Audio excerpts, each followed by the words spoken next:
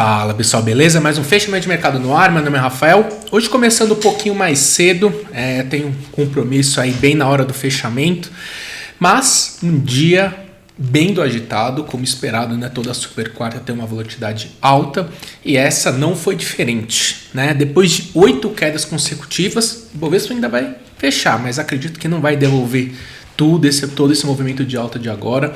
Deve fechar em alta depois de 8 quedas consecutivas, comprovando a força dos 100 mil pontos, né, que é a mínima do ano, é o ponto mais importante do curto prazo, é o limite, é o último suporte para manter a tendência de indefinição no curto prazo. Se perder esse patamar, ganha viés de baixa no curtíssimo prazo, em linha com a tendência de baixa que está no curtíssimo prazo ainda. Tá?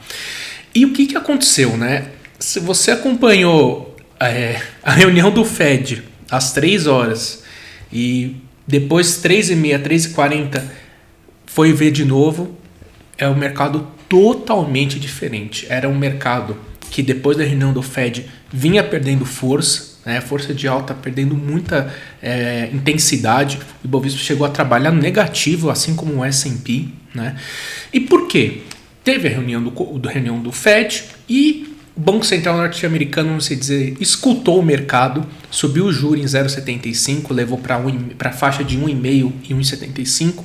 Foi a maior alta, né, em termos de pontos percentuais desde 1994. Então foi algo assim, não histórico, né, mas algo relevante. Tá? E o FONC, né, deixou bem claro que a prioridade vai ser o quê? Combate à inflação e vão subir os juros para isso. Tá? E por conta disso, eles elevaram a expectativa de juros para esse ano em 1,5 ponto, tá? Subiu para 3,4. Então agora o Fed espera que os juros encerre o ano em 3,4 e esperam que os juros encerrem 2023 em 3,8. Então deve manter o ritmo de altas pelo menos no começo do ano que vem. Né? E se a gente for levar em conta esse cenário que foi apresentado pelo comunicado, o que era mais ou menos esperado? Né? Vamos fazendo as contas. Mais uma alta de 0,75 na reunião de julho, no dia 27. Pelo menos 2 altas de 0,50 em setembro. Dia 21 tem reunião em novembro. Dia 2 tem reunião. E o último encontro, que vai ser 14 de dezembro, pelo menos não vai ter alta. Né? Ou pelo menos, se tiver uma alta um pouco mínima, vamos esperar para ver o que vai acontecer ano que vem. Podia ser assim. Essa é a expectativa. E se você observar também os índices de inflação, né, as projeções de inflação, para esse ano subiu de 4,3 em março, né, que foi a última projeção, para 5,2. Então foi uma alta considerável com relação ao ritmo de inflação. E nesse momento, né, vai por aí, nesses 3,15, 3,20, o índice está fazendo mínimas por conta dessa sinalização, um tom bem duro do comunicado, um Fed com muito compromisso em reduzir inflação, independente de crescimento. Tá? Esse foi o recado principal do comunicado. E aí, depois das 3h30, né, 3h40, entrou o presidente do Fed, o Jeremy Powell, para fazer o discurso que é tradicional depois, né, da reunião. E aí ele virou totalmente o mercado com um comentário. Né, e esse comentário animou muito o mercado, que saiu das mínimas para máxima. Né, fechando aí que vai fechar muito próximo da máxima. Tanto o mercado brasileiro quanto o norte-americano. Segundo o presidente do Fed, esse aumento de 0,75 foi incomum. Né? E o que isso significa? Que provavelmente a gente não deve ter novos aumentos de 0,75. Então, aquela projeção de mais 0,75 para a reunião de julho, pode ser que não aconteça. Tanto que ele não descartou um aumento de 0,5 para julho. Tá?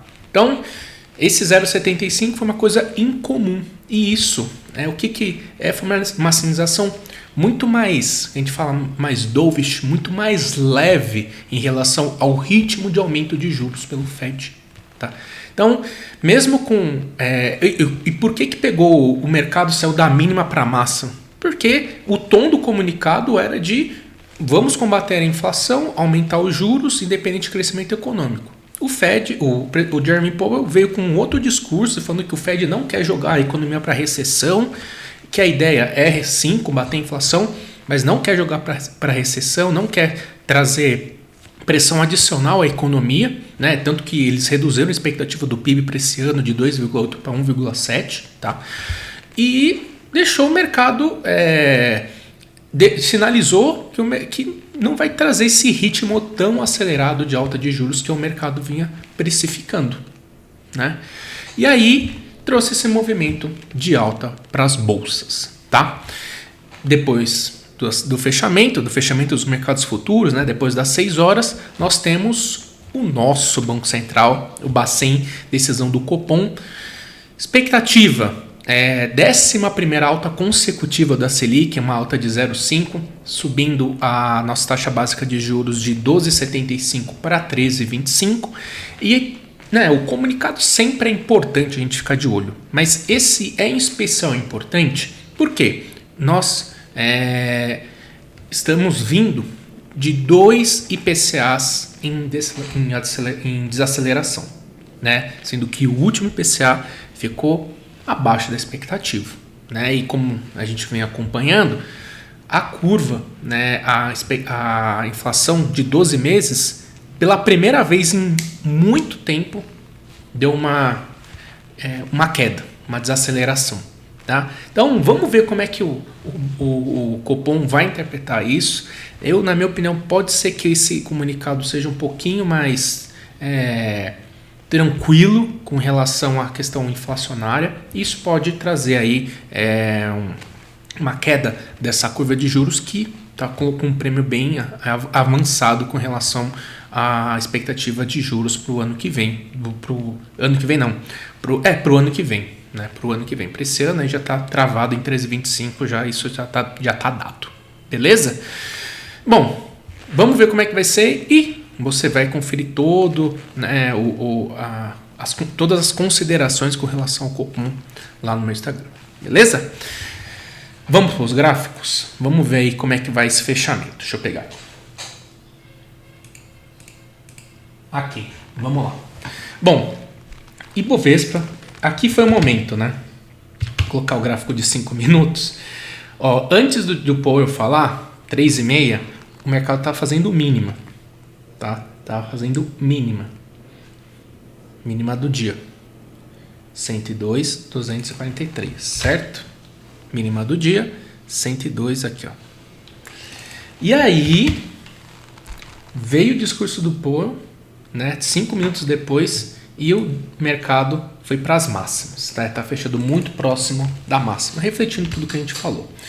Em termos gráficos, pela, 1, 2, 3, quarta, quinta vez que o mercado mostrou força compradora nesses 100, 101 mil pontos, né? Então, a gente tem aquela questão que a gente falou ontem. Qual que é o risco-retorno aqui? O risco-retorno, neste momento, é para compra. Então, aqui a gente tem que ir em busca de oportunidades. Hoje a gente soltou essa comprinha de Banco do Brasil, maravilha, né? Tá indo bem, tá caminhando bem essa compra de Banco do Brasil. Era o banco era o ativo que a gente vinha comentando com o Caio também, que era o mais interessante nesse mercado.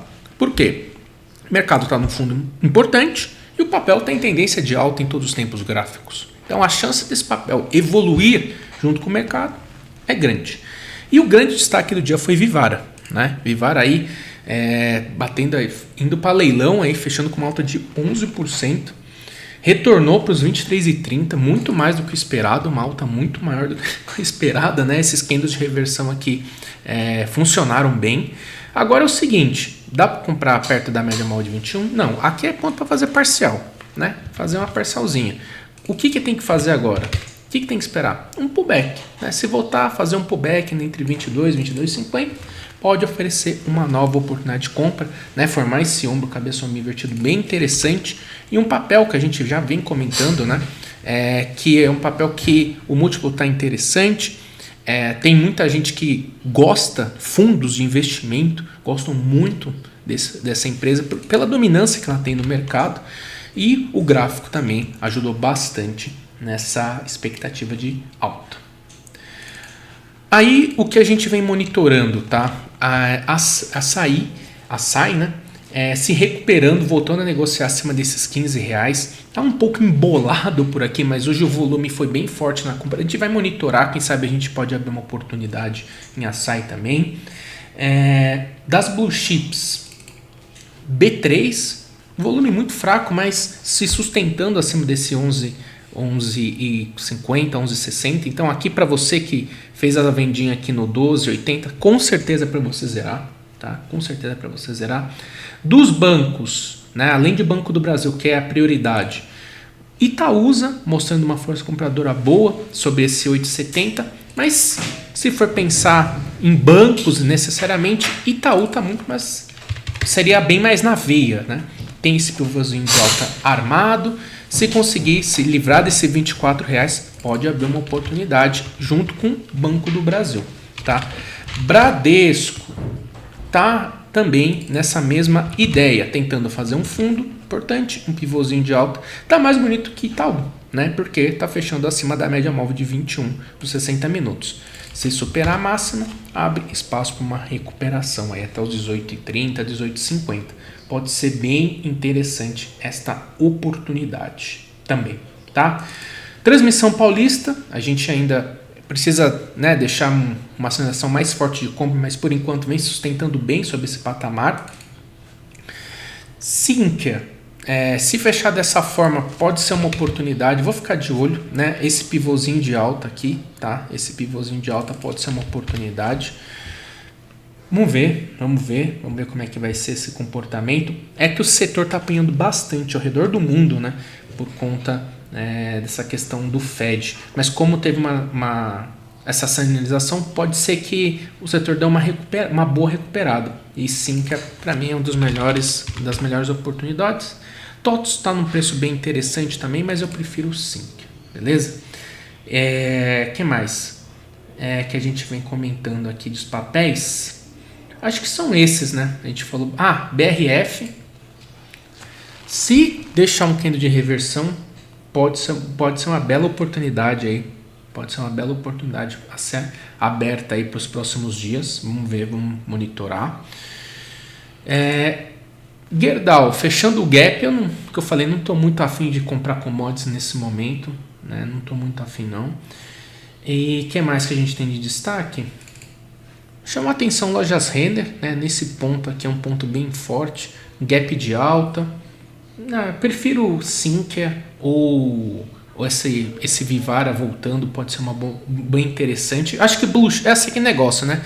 Mercado em recuperação, tentando se recuperar desse fundo, focar nas blue chips, né? Primeiro focar nas blue chips.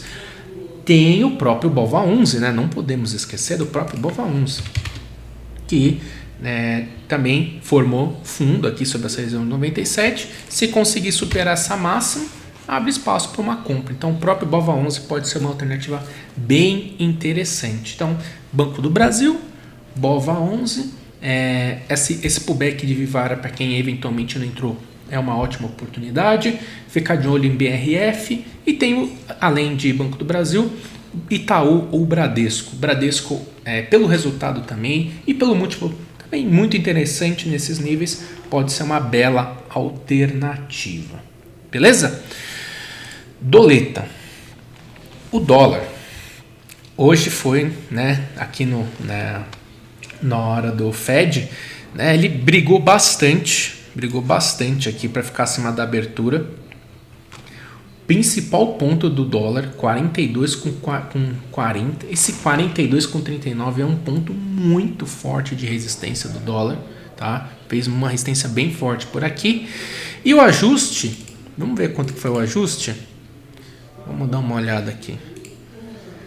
0,86. O ajuste foi 0,86. Deixa eu só ajustar aqui. 0,86. Deixa eu ajustar. Bom, o dólar está fechando com um belo de um viés de baixo, né? E a gente, bem falou, comentou que aqui é um ponto de fazer parcial, né? Um ponto de resistência importante. Tá voltando, né? Tem esse gap para fechar aqui no 17. Como estava fechando bem, ainda a tendência bem forte de baixo, então qualquer movimento de alta na abertura, né, de quinta, né, porque amanhã é feriado, qualquer movimento de alta falhando no rompimento do ajuste, tem uma venda. Agora, e se abrir seguindo o movimento de baixa, né, abrir com gap de baixa, esse ponto aqui é um ponto de suporte bem importante. Então, eu esperaria, não venderia na abertura. Abriu no 19,20. Eu não venderia na abertura porque já está bem esticado pelo MACD. E esperaria um repique para buscar uma venda no fechamento do gap, enfim, alguma coisa nesse sentido. Tá? Ou até mesmo se abrir um gap, nesse gap aqui no 15, 17, quem sabe até ir na contratendência na abertura. Quem sabe, né? O ideal para a gente aqui é subir, falhar em romper o ajuste para buscar uma venda. Beleza? Bom, pessoal, então é isso. Esse é um resumo aí que está indo o fechamento, ainda não fechou, mas essa é a ideia do fechamento para comentar bem essa questão do Fed e vamos ficar de olho na reunião do Copom e tudo isso você vai acompanhar lá no meu Instagram, no Rafa Investir. Beleza? Tamo junto!